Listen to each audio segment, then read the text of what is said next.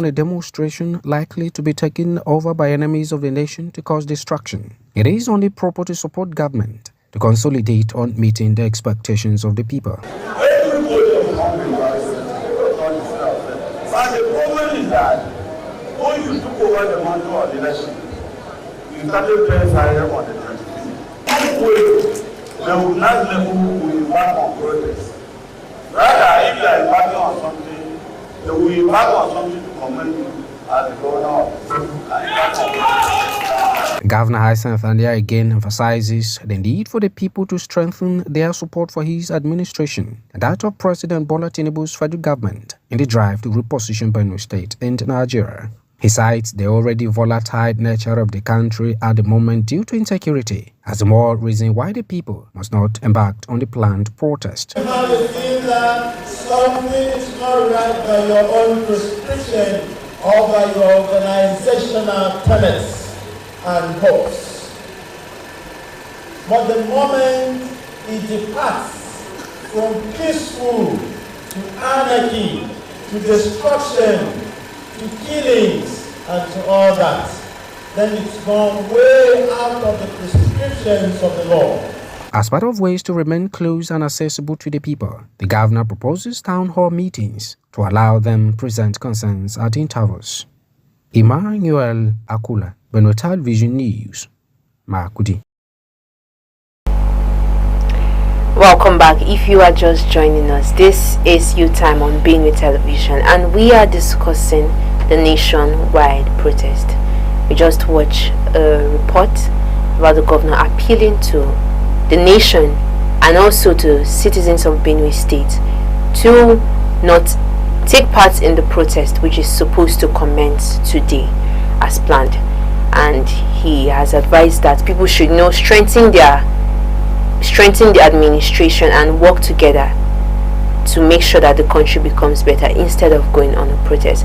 Well, that being said, let's get back to the discussion. We already have our guests seated here and they are very much itching and waiting to begin to pour out their hearts and mind to this particular discussion and this topic. I have with me by my right Mr. Robert Abo, and by my left I have with me Mr. Barrister Morris. Welcome. You're welcome to the studios of Benue. Thank you very much. So it's a pleasure to have you. Same here. And thank you for coming. This is your first time here again? Yes, of course. Thank you very much. Okay. So pleasure to be here. Alright, okay. Let me start with you, Robert, before I get to the legal man himself. How do you feel about this protest that is supposed to take place today? Okay. Thank you very much for this opportunity. Public affairs is something I love to do, and a national issue like this, having the privilege to speak about it is a rare one indeed. And so I'd like to start by saying that I feel proud of the Nigerian youth generally for putting our leaders on their toes by at least making them to sit up and do the things that were expected of them a while back. I feel proud of them because it takes guts for you to be able to stand up to your government and tell them you don't want this, you don't want that, and they listen to you. But then again, on the other side, I'd like to say that to be fair to the Tinubu administration, this has been, since our nascent democracy, one of the most listening administrations we've had. I mean, since the inception of this administration, we've had situations whereby policies came up and young people agitated against them and they were listened to carefully, just like in the issue of the protest. The government has relatively listened to the yearnings of young people, and at least to an extent you see that there were some fallbacks from government in the recent days, approaching 1st of August that this protest sorry was to interrupt you. Yes. You just said this government is a listening government. Yes, it and is. has been able to listen to young people since they came in. And is it just about the listening? What about the feedbacks? Were they able to, the action? It's not just listening to the young persons. Have there been results from just hearing their pleas and everything? And that is where political undertones come in. You see, for one, I have personally followed up with some policies of this administration, and I must say that to some extent I'm really proud of us. For the first time as a country, I feel like we are beginning to have direction. And people like to say issues that worry Nigeria, but for me, the summary of what is happening in our country is lack of strong institutions. And one thing that this administration is trying to do is to strengthen our institutions, which I must carefully accept that is what we have been lacking over time. And if you look at it critically, why I say that they are a listening government is not just about the protest alone. When this administration, give me just an example so that I'm not talking too much, when they came in, they initiated the issue of student loan, and there were so many issues surrounding the student loan issue. They went back, stopped it as they temporarily went back to the drawing board, recarved a document that was worthy of what will serve a country like ours, and then they brought it out. And today, as I speak with you, people are applying and benefiting from the student loan. From the last time I checked, people are already being disbursed student loans. So for me, it's about it's not easy to get it right, especially not within the span of a year.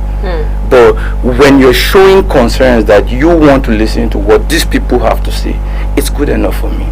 So for now, I'll stop there so that I give my brother the opportunity. Let us go over to the legal person in our midst, Miss Barrister Morris. It's what does the Constitution of Nigeria have to say concerning the issue of protest in the country? Well, thank you, Annabelle. Dorcas, sorry. Yes. Dorcas, thank you. Constitutionally, the right to freedom of association and assembly is guaranteed. If you look at the Constitution from sections 40, 41, 42 and downwards, it guarantees the right to freedom of association and assembly. By that, you are given the opportunity to freely associate and assemble. I think that is the source of every protest. When you are talking about protest about against government policies and whatever, you draw the source from those provisions of the Constitution. It is constitutionally guaranteed, and it's an international phenomenon which is even protected at the international sphere. And every citizen has that inherent right. It is in fact a right within democracy, and it is constitutionally guaranteed. Okay, so from the belief I have gathered from what you said, it's actually right for the citizens to come out and protest right now. But we have had our leaders before this protest, before even today, come out and they are discouraging the citizens not to go out for this protest, not to indulge in it. Just why? Since it's actually the right of people, because they are feeling aggrieved over something that has happened. So why is the government coming out to, discourage them against the protest? Well, you see, for every government, it is a priority to provide for the well-being of the citizens. When you talk about security, you talk about the economy, you talk about employment, whatever it is the inherent responsibility of the government to provide that basic needs of the citizens. And when the citizens are not comfortable with it, they have to go out to protest. And for every government, it is also a responsibility to ensure that the citizens or the country is peaceful. So no government will come out and want to say encourage protest. And I think for the government, it is also a responsibility to provide security for protesting citizens. And that is what I think the government is doing. And to come out to discourage protest, especially when it is peaceful, it is rather unfortunate, because this is a constitutional issue, and every citizen is guaranteed in the constitution to protest, to assemble, or to associate. So when the government comes out to say no protest, that to me is an infringement of the right to freedom of association. Okay. All right. A quick one, please. All right. Just to be clear, I've not actually seen where government has come out to hinder people from protesting. But I agree with your question that why were they trying to discourage, right? Yes. Discourage people from protesting. And like I earlier mentioned, there are political undertones to some of these things. That's one. Secondly, the security situation of our country is a very delicate one at the moment. It's crazy that people say it's crazy that Nigeria is still united at this stage, despite our diversity of over 250 something ethnic groups, as some reports have it. And I would like to say that for our leaders, they have the background information to some of the situations that fuel this crisis. So for them to come out, and I would rightly say that I think this is the first time that society has come out in different categories, in different numbers, to encourage young people not to protest. And for me, as a social political analyst, I feel like there must be some political undertone as to why the government is trying to curtail this protest. And I'll give you a backing of the situation in Bangladesh recently. You know, Bangladesh has a population almost like Nigeria. And so recently they had a protest that almost ran the country down. The damages that have happened in Bangladesh, it's going to take a long time for them to recover from such damages. I think that Nigeria may have taken a leaf from some of these examples. As a matter of fact, the internet, most people may not know that because the internet in that country was shut down for a while. So we see some of these antecedents elsewhere, and we try to correct them in our own environment as well. So for me, there's more to the reason why the government had to come out and beg different community groups, religious leaders, and all other people to say, please talk to your people. We're doing something about the situation of the economy. Let them be patient with us. Let them not protest, because we know where this thing might lead. You understand? But to say that government was trying to say people shouldn't protest, I don't think I read any of such reports anywhere. Okay. All right. Now to the issue of the involvement of young persons in this protest that is supposed to happen today. And if you can see, maybe in some other states it may have already commenced, but while coming to work this morning, I have not seen any in Benue State at the moment. So I want you to talk about the body language of the young persons in Benue State to this protest, and what role do young persons, the youth, have to play in this protest that is supposed to Thank you very much for this question. It's a very important question. It's a critical question. I would like to first of all say that, you see, that is why the issue of protest is a delicate issue. There's no how you want to organize a protest in Nigeria that all different regions in Nigeria will come out in equal proportion, simply because we are all facing the same issues. The reason is because, whether we agree or not, we have regional leaderships, you understand, and then we have state leadership.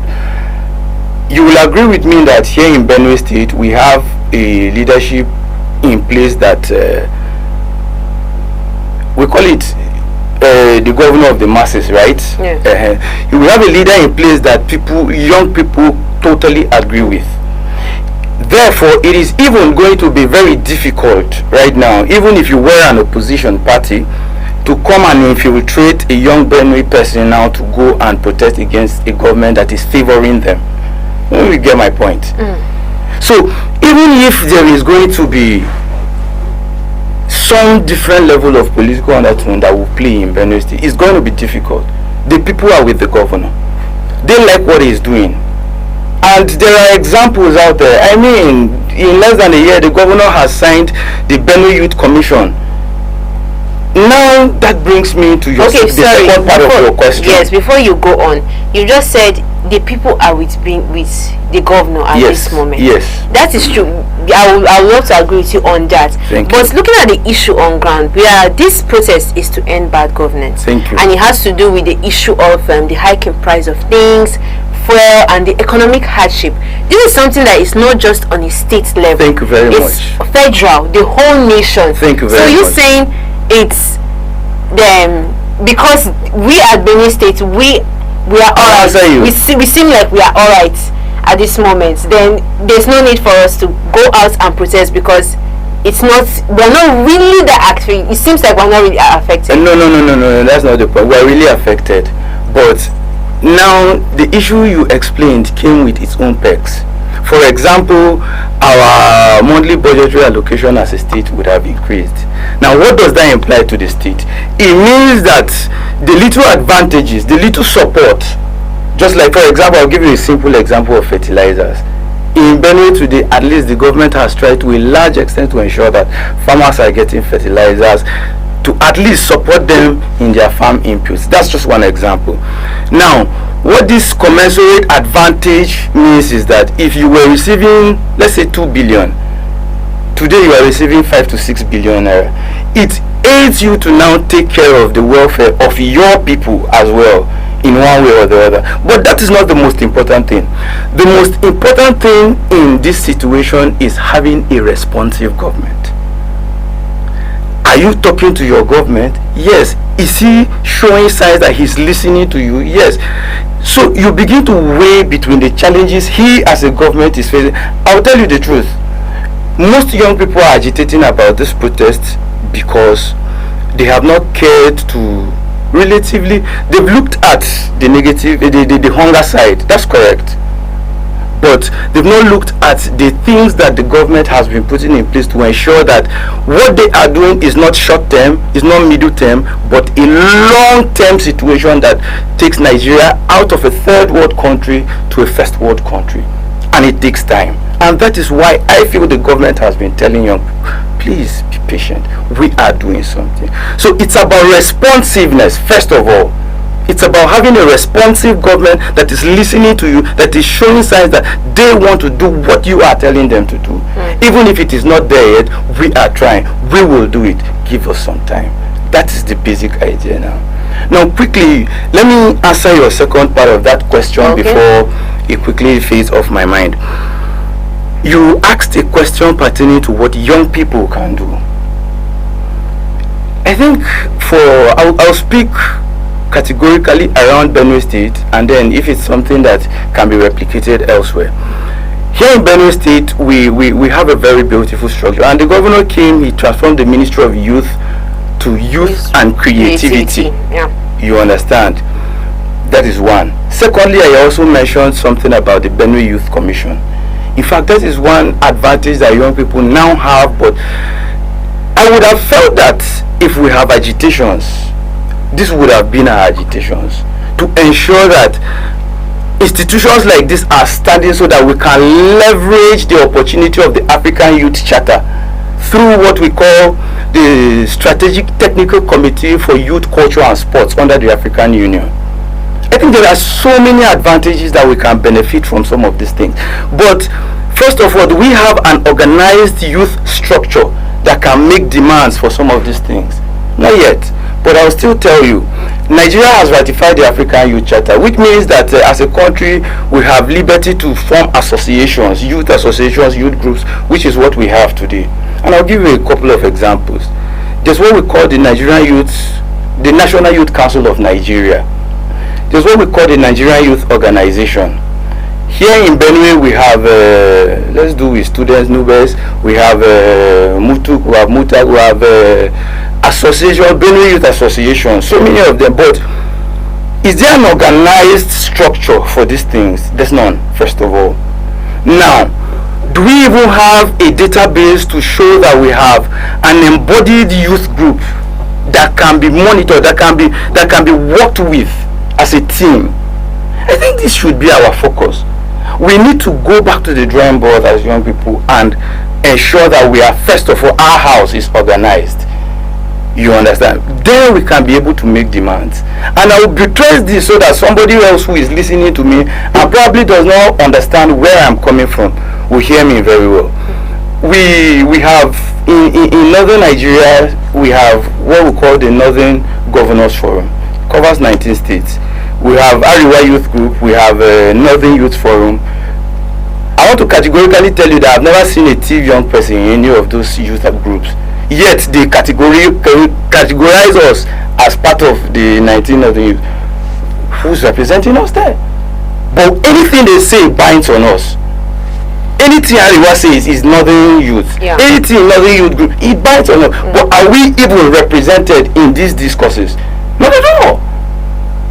But they are leveraging on our population as well. So for me, it is what young people can do is to go back to the drawing board and reorganize ourselves into clusters, into whatever groups that we have. I would give the government the responsibility of having an official database through the whatever, maybe Youth Commission, Youth Ministry of Youth and Sports, of all the youths within different clusters, down to what levels. Let's know who is who. Let's know who are the people perpetrating crimes around. You understand? Yes. And that goes back to marry to what I was telling you about building strong institutions within our systems, which has been the bane of our development. Okay. All right. So okay. Let's. Right now, I want him to add to what he has said. He has talked about the fact that we need to have structures in place as young persons to be able to make demands. So right now, I want you, apart from what he has mentioned, I want you to add what other ways can young persons, contribute to this protest. Yes, in fact, it is the youths are critical in this protest.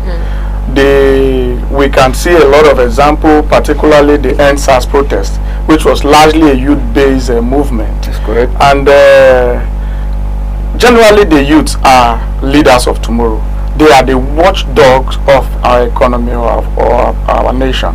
So they have a very critical role to play, and it is a basic role for every youth in this country to set the government on their toes, to ensure that the government is living up to expectation. And any youth that is not doing that, I think is a lazy youth, in quote. Okay, all right. Okay, right now we are due for a break, and this discussion is just getting started. I feel it's getting heated, but let's just go on a very short break, and when we return, the discussion will continue. Stay with us.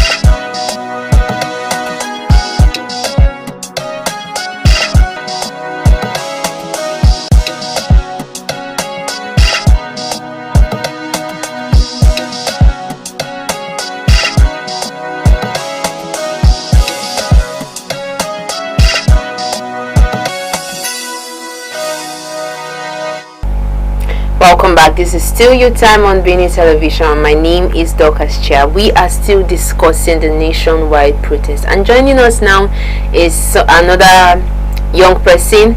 I don't want to call him youth leader though, but his name is Steve Aho, and he also is going to be joining us in this conversation right now, and he will be giving us his own take about the protest that is ongoing. Welcome, Stephen. Thank you very much. Thanks for always accepting our invitation. Thank you. Okay, so so far we have discussed the protest so far and the roles young persons have to play.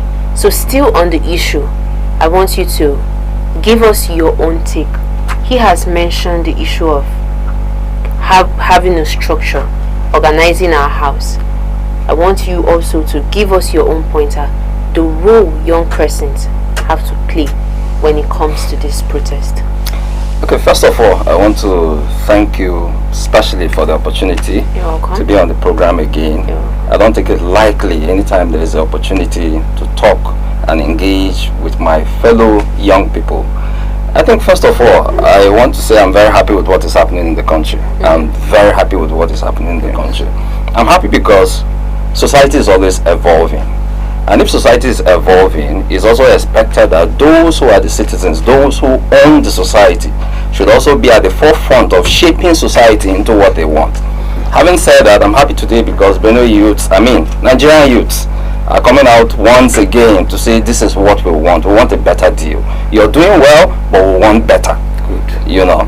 If you look at, like my legal gentleman said, the Constitution, Section 40, and going forward, has already cited that Nigerians can group, can rally, can protest if they so want. That's correct. What we are concerned about, or what the government is concerned about, if I get this correctly, is let this protest not degenerate into violence. Let it not be an opportunity for those who are looking for loopholes, those who are politically minded, to seize the opportunity and wreak havoc on the gains that have been made so far. Having said that, I think if you are in the country and you see what is happening, there is hardship in the land. Fuel has gone up from what it was before to about 600 or 700, depending on where you're buying. Food prices have gone up.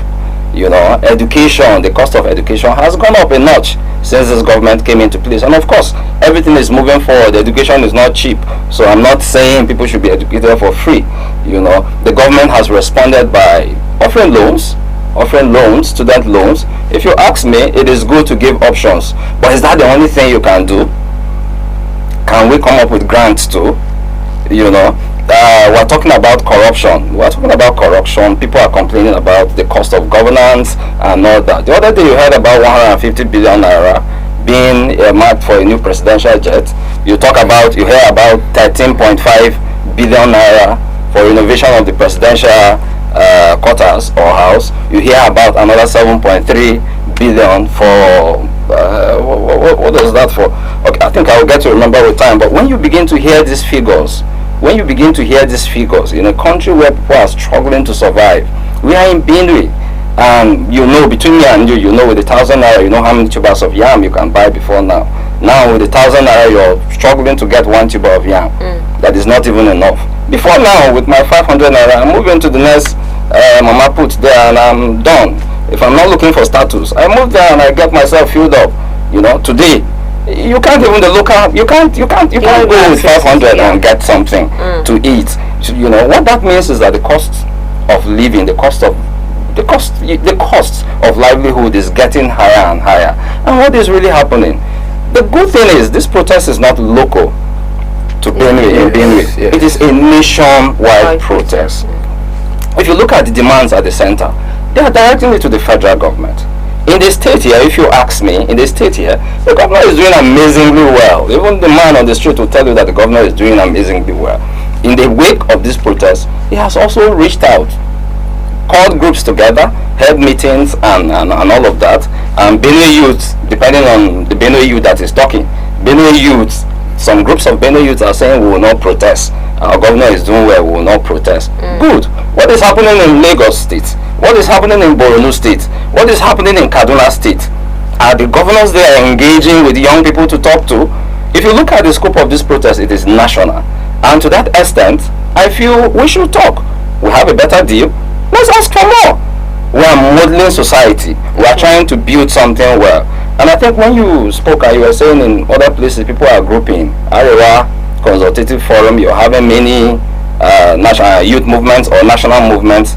Benue people are not being part of. Benue youths are not being part of, which means they are staying back and allowing other people to make decisions that border on them. If you ask me, those are traditional institutions, those are traditional ways of grouping, and it is welcome. In a society you have multi-dimensional mix. It's a mix. There's a dynamics. There are those who will go to very organized setups to collectively work for their interests and all that. There are those who will stay back and use their informal channels. These days you have social media.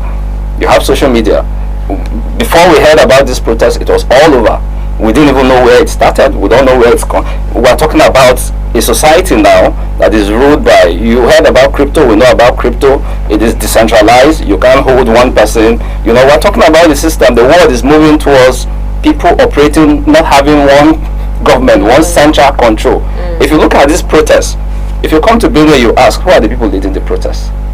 You may not really get to know. If you go to Kaduna, you may not really know. It is not really faceless, but it means where these people are engaging, they are engaging at another level, at different other channels. So it's not as if they are not meeting, but they are meeting in their informal ways. They can be in their homes and be meeting, doing meetings and all of that. Society should move to that. If the youth, and the country is heading, we're heading towards handing over to youth. Youth are getting into elective positions. They are getting into places where they can talk on what they want. Now I feel government can also move with them. The good thing about this, our president Ahmed Bola Tinubu, that I like, is that he has been a pro-democracy activist, true and true. Occupy Nigeria in January 2012, thereabout, he was there. It is only in NSAS, during NSAS, that you didn't see him, which was in 2020. But it was because it was all, it was rallied by youth, young people and all of that. If he has the opportunity, I know he will be there. It simply means we have a president who knows about grouping, who knows about rally, who knows about protest, which explains why, in the wake of the whole thing, he has not slept too. He may not yet be hitting, the ball on the head, but he is also not sleeping. You have heard minimum wage 70,000. Immediately it has gone there. You hear about student loans. Let me even go student loans. You hear them talking about investment funds. Yes, you hear them say they have started disbursing. You hear about Nigerian Youth Investment Fund now, about how many million that young people should come out. Suddenly it has come up. Young people should go up and apply. You hear about NG Cares. The other day, last week, I was with somebody, and before you know, he got an alert for 150,000. That's how different pockets of people are getting those interventions. The thing is, he needs to go back to the drawing table, engage those who want to protest, not fight them. If people are protesting, let them protest, guarantee their right to protest, but also find an engagement. If in Benue the governor said it's a town hall, let's hold the town hall, let's talk. What stops you? At Eagle Square, you can even declare, I am going to be there at Eagle Square. You guys should come, let's talk. There are those who are counter-protesters today. They are lined up there. He's trying to tell you that he's also a politician. So if you guys want to protest, I know about protest too. So people are also protesting. I will meet you at the point of engagement. So those guys are coming, these other guys are coming. But who are we talking to? Nigerian youth are saying, we want a better deal. We want something better from our federal government. We know you are trying, but we want better. If in the course of this protest, he feels the need, I know, and he's a listening president, let him come to the table. Nobody will harm him. Nobody will shoot him. Sometimes when you talk to people who are aggrieved and you give them, your presence, seeing you, it will diffuse the tension, and you see that maybe you open another vista of engagement. So I believe that is where we are. Okay, thank you, Steve. Now away from the protest, I want us to talk about nation building. Yes, aside from young persons going out to protest, what other ways can their voices be heard? What As in, what can they do aside waiting to come out to protest? Other things they can do in order to build a nation. Because people say we are leaders of tomorrow. It's beginning to seem like it's scam to us, but it's actually true. Because at a point in time, in the next few years, it's we that are young right now that are going to be in those positions. So what can we do at this moment to make the nation better, instead of just thinking to come out to protest? Because most times these protests don't end well. Lives are lost and it causes a lot of destruction. Okay, I think for me, I think first of all, participation, communication. If you want something good for yourself, first of all, you must communicate it.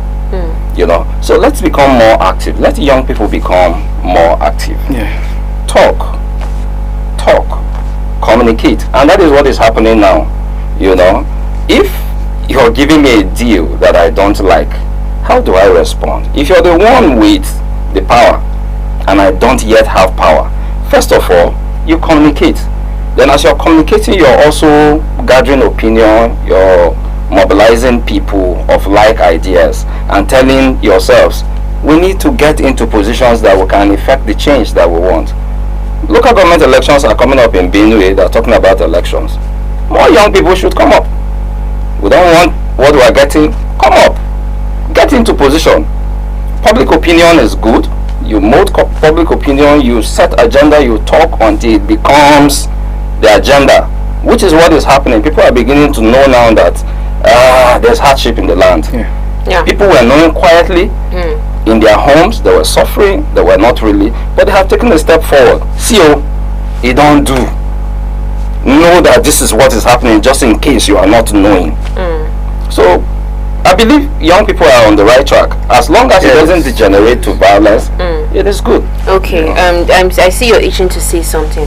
And while you add to what he has said, I want you to talk on the issue of unemployment, because it's another thing that is eating the societies, eating the young persons. It's even making one of the things that is even making them angry. The issue of unemployment in the country. I want you to talk about it. Thank you very much for that question. But let me quickly buttress what he said. See, you asked about what young people can do, and he said participation and communication, which is very important, which is very good. Let me buttress that point very quickly by giving you a quick example. Recently, there was a NATO event. I can't remember where, but there was a NATO event recently, last week, if I'm not mistaken, and there were young people, TikTokers, social media, commenters. They were invited. They were just invited based on the fact that they had followers following them based on what they did, and they were identified and they were invited. The reason why I brought up this is to show you that we are already on the right track, just like he said. We are doing it right. It mustn't even be about the physical protest, but one of such examples is Dylan. Dylan is a TikToker. He gives you accurate information of exactly what is happening across the world at time.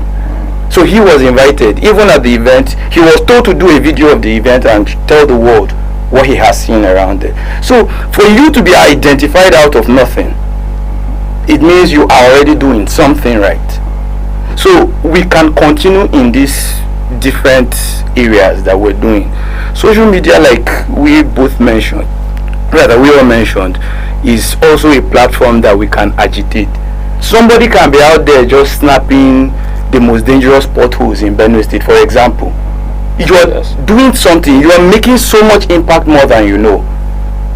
So that's also a means of protest, just to avoid the aspect that later turns violent, just like he rightly said and you equally buttressed.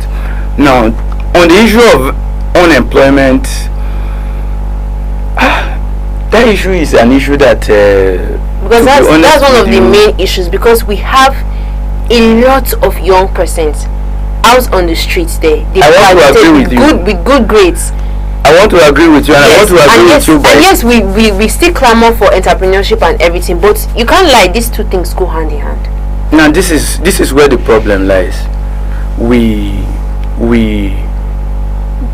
didn't actually estimate carefully the rate of our population growth, and then it is hitting on us so hard right now.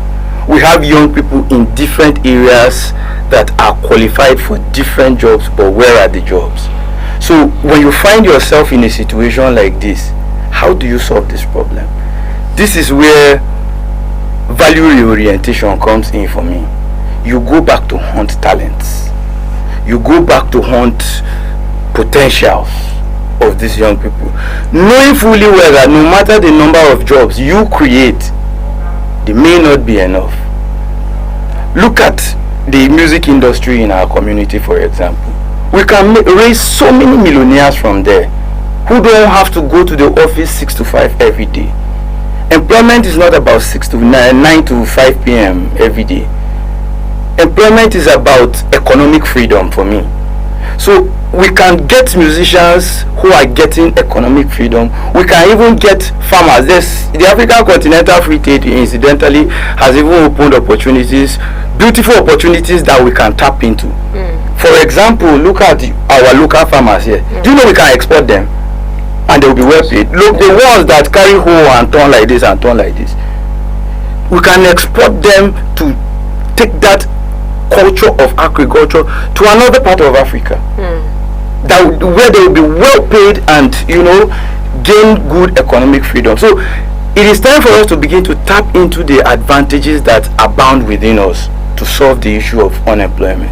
We have so many potentials around sports.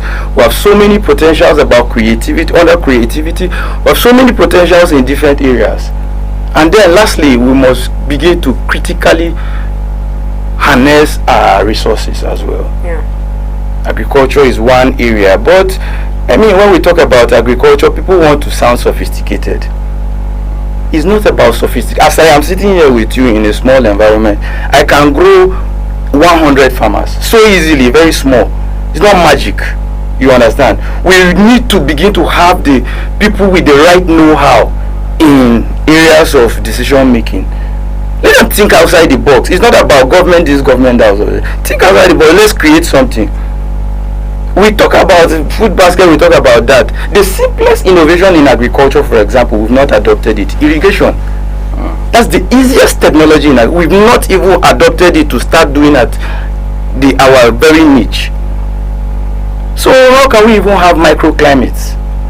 So for me, the issue of unemployment is really entangled, that we need to really go back to the drawing board and look for how we can harness all the potentials, opportunities and privileges that we have within us. Thank you. Yeah, thank you very much. Thank you, Robert. Thank you, Stephen.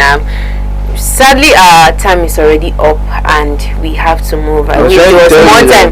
There was more time for us to discuss the really broad. Yes, well, I'm glad you are here. I'm glad we're able to discuss this. Thank you once again. Thank you. And I hope you've listened out there and you have gotten something from what we have discussed today.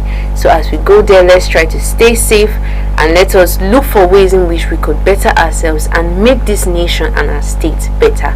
So till I come your way next time with another episode of You Time, this is not goodbye, but till next week. Stay tuned and have a lovely day. Thank you.